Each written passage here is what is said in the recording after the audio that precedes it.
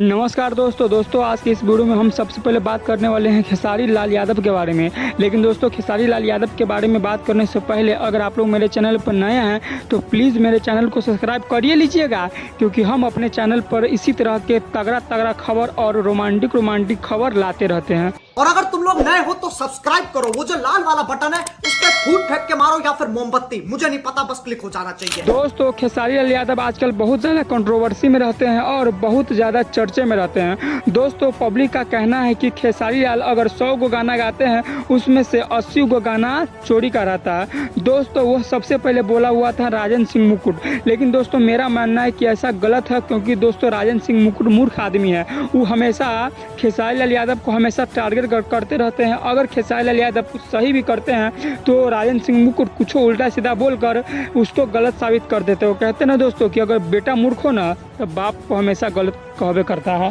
बेटवा मूर्ख मिलाई पर एकदम झूठ लबार ना मिलाई।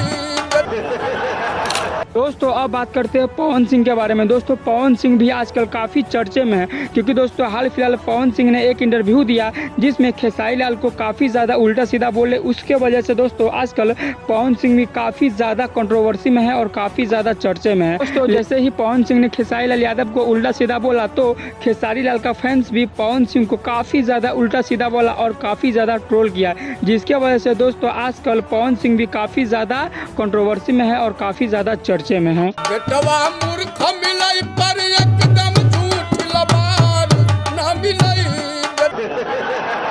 दोस्तों मुझे उम्मीद है कि आप लोग पवन सिंह का भी इंटरव्यू देखे होइएगा और खेसारी लाल का भी इंटरव्यू देखे होइएगा। तो दोस्तों आप लोग कमेंट में बताइएगा कि कौन सही है और कौन गलत। दोस्तों अब बात करते हैं अपने प्यारा बिहार के बारे में। दोस्तों आपको पता है कि बिहार में सबसे ज़्यादा गरीबी है और सबसे ज़्यादा बेरोजगारी है, लेकिन दोस्तों आने वाले कुछ सालों में ना आपको बेरोजगारी देखेगी और ना आपको गरीबी देखेगी, क्योंकि दोस्तों बिहार सरकार ने 36,000 करोड़ रुपया दिया है ताकि उन पैसों से बिहार में कंपनियाँ लग सके और बिहार के हर एक युवा, बिहार के हर एक नागरिक उस कंपनी में जाकर काम कर सके, ताकि बिहार में न गरीबी रहेगी और न ही बेरोजगारी। तो दोस्तों ऐसा हो पाएगा कि नहीं, आप लोग कमेंट करना मत भूलिएगा।